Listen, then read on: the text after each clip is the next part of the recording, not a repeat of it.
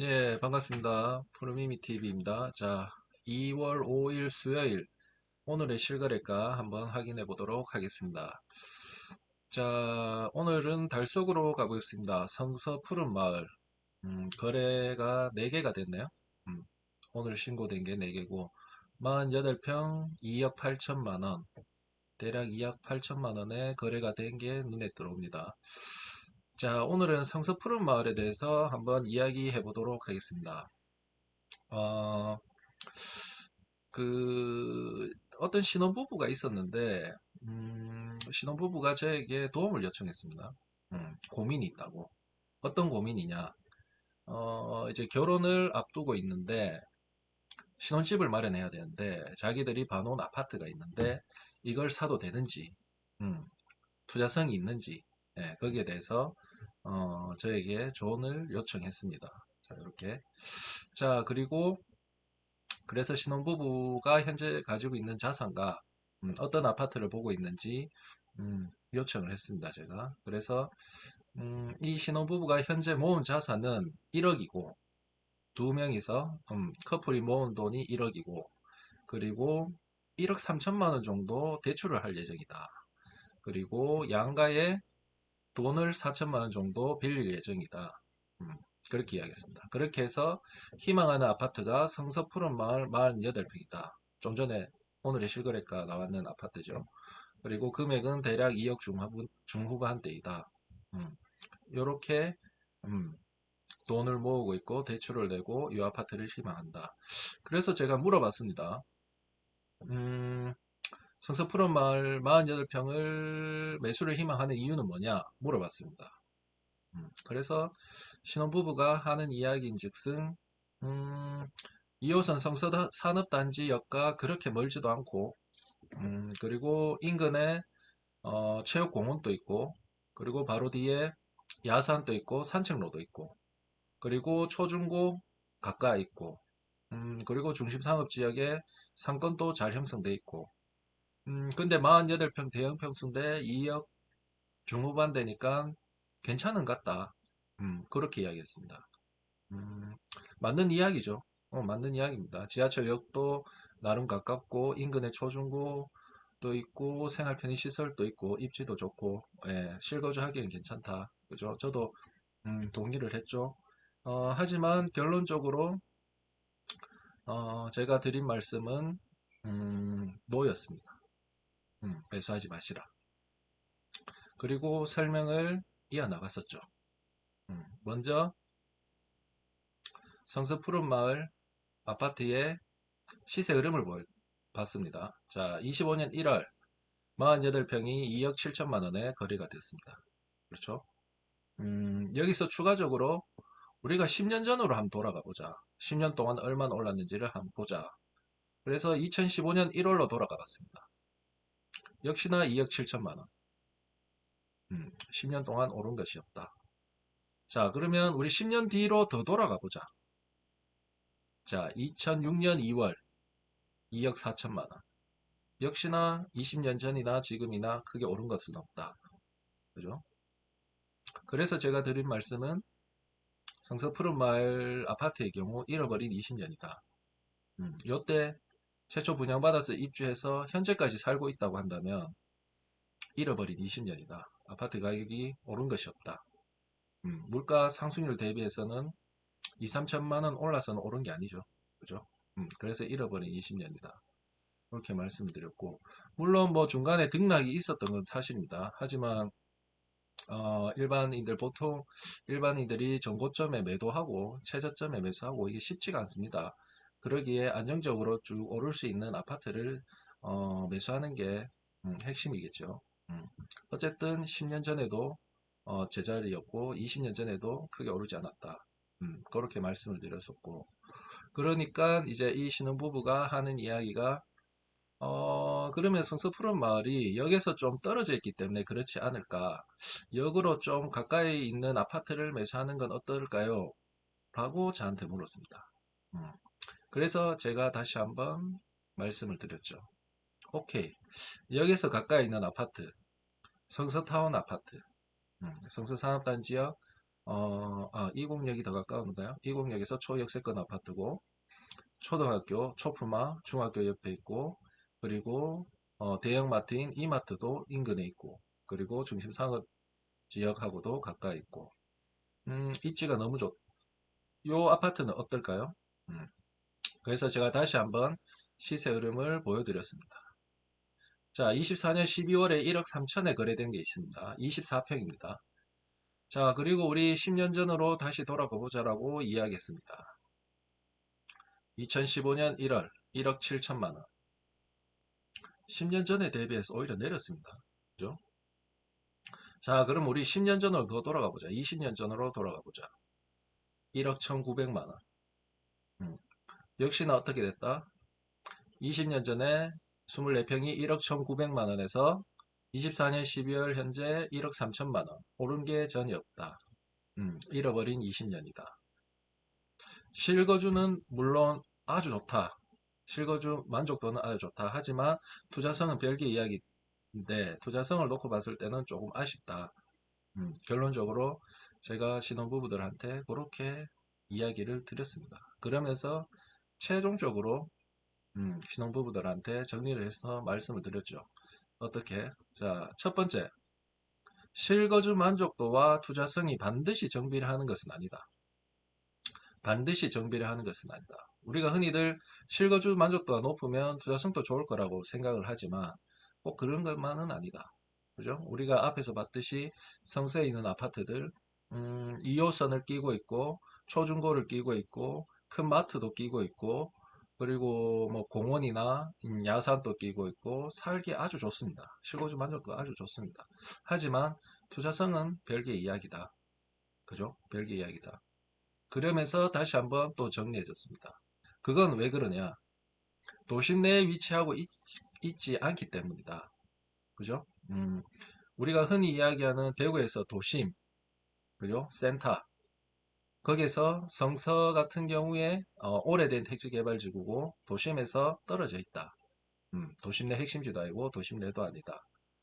그렇기에 실거주 만족도는 좋을 수 있어도 투자성은 조금 아쉽다. 그렇게 정리해드렸고 마지막으로 세 번째로 제가 정리해드린 게 이게 중요한 부분이죠. 나의 자산에 맞춰 아파트를 선정하는 것이 아니라 투자성이 좋은 아파트에 맞춰 나의 자산을 세팅해야 됩니다.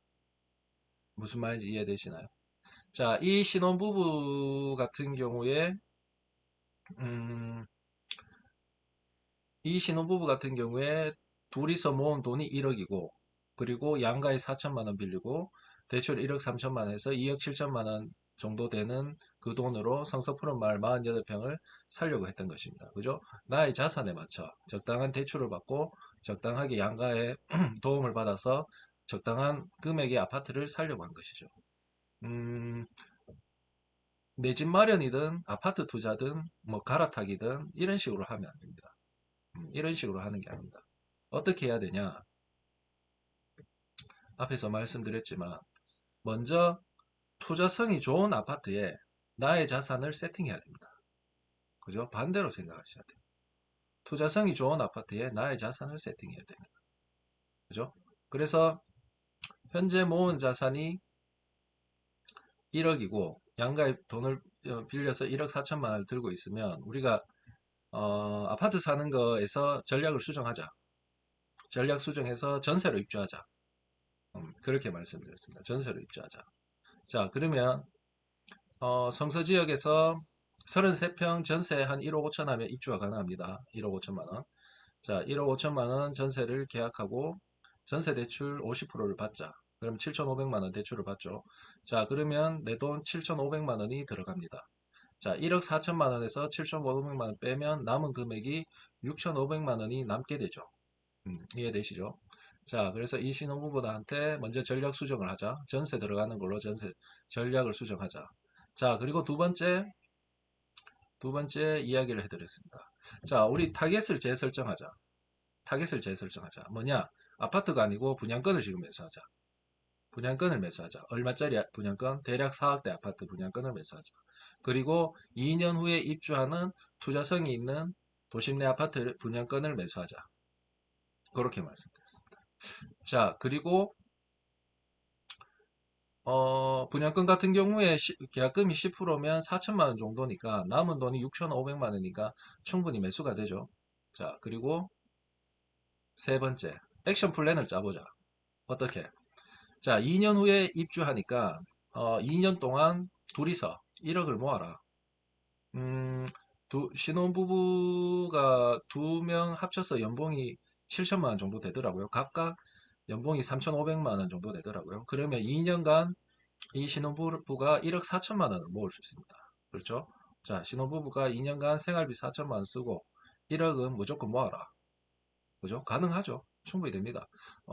좋은 뭐 외제차 그런 거 사지 말고 명품 핸드백 사지 말고 해외여행 가지 말고 애기 없을 때 아니면 애기 어릴 때 열심히 모아야 된다. 그래서 2년 동안 무조건 1억을 모으라고 이야기를 했죠. 자, 그러면 2년 동안 1억을 모았다. 그러면 내가 들고 있는 자산이 1억에 양가에서 4천만 원 빌려서 1억 4천만 원에 1억을 모으면 어떻게 되죠? 2억 4천만 원을 들고 있습니다. 그렇죠? 자, 2억 4천만 원 들고 있으면 분양가가 4억이니까 1억 6천만 원이 필요합니다. 그렇죠? 자, 1억 6천만 원은 잔금 대출 40%를 받으면 됩니다. 그러면 새 아파트에 2년 후에 새 아파트에 입주가 가능합니다. 이해가 되시죠? 그래서 제가 이 신혼부부한테는 이렇게 세팅을 해 드렸습니다. 전략을 먼저 수정하자. 두 번째로 타겟을 재설정하자. 분양권으로. 세 번째로 액션 플랜을 짜보자. 이런 식으로 하면 우리가 입주가 된다. 그렇죠? 그래서 제가 이렇게 말씀을 드렸고 어, 우리가 흔히 이런 경우가 있습니다. 그 투자를 할 때 A라는 상품이 있고 B라는 상품이 있습니다. A라는 상품이 있고 B라는 상품이 있습니다. A라는 상품은 음, 상대적으로 들어가는 투자금이 적습니다. 그리고 투자성도 상대적으로 떨어집니다. B는 들어가는 투자금도 많고 상대적으로 투자성도 아주 좋습니다. 하지만 내가 들고 있는 자산 내에서는 A를 A를 내가 들고 있는 자산 내에서는 A를 선택할 수밖에 없는 경우가 많죠. 돈이 많이 없으니까. 그런 경우 B가 투자성이 더 좋음에도 불구하고 포기를 하면서 A를 선택하죠. 그죠? 그렇게 하면 안 된다는 겁니다. 명확하게 B가 투자성이 훨씬 좋다고 한다면 돈이 더 들어간다면 그거를 얻을 수 있는 그거를 매수할 수 있는 액션 플랜을 짜야 됩니다. 어떻게 하면 내가 저 B 상품을 매수할 수 있을까? 그죠? 그래서 B를 매수하는 게 정답입니다. B가 더 좋은 걸 알면서도 A를 어쩔 수 없이 매수한다. 이거는 잘못된 겁니다. 그죠? B 상품을 매수할 수 있도록 액션 플랜을 짜고 전략을 수정하고 타겟을 재설정하는 게 필요하겠죠. 음. 자, 그래서 결론은 이렇게 되죠. 신혼부부가 최초에 본인들이 짰는 플랜은 성서의 구축 아파트 대형 2억 7천만 원에 매수하는 것을 희망했었고 제가 플랜을 짜준 거는 밑에 거 지금은 전세 입주하고 분양권을 매수해서 2년 후에 새 아파트에 들어가자. 음, 그게 훨씬 더 가치가 있을 거다. 그죠? 결론은 그러면서 마지막으로 제가 이렇게 말씀드렸죠. 어느 것이 투자성이 더 좋을까요? 어느 것이? 2억 7천만 원, 시세 2억 7천만 원에 20년 된 외곽지의 구축 아파트가 투자성이 더 좋을까요? 아니면 4억 원대의 도심 내 신축 아파트를 매수하는 게 더 투자성이 좋을까요? 그렇죠? 음. 자, 그래서 오늘 마지막으로 강조드리고 싶은 것은 이 말씀입니다. 그죠? 흔히들 하는 실수. 나의 자산에 맞춰서 아파트를 선정한다는 겁니다. 그렇게 하는 게 아니다. 그죠? 투자성이 좋은 아파트에 맞춰서 나의 자산을 세팅해야 됩니다. 그죠? 나의 자산에 맞춰 아파트를 선정하는 것이 아니고 투자성이 좋은 아파트에 맞춰 나의 자산을 세팅해야 된다는 것입니다. 자, 오늘은 여기까지 하도록 하겠습니다. 예, 감사합니다.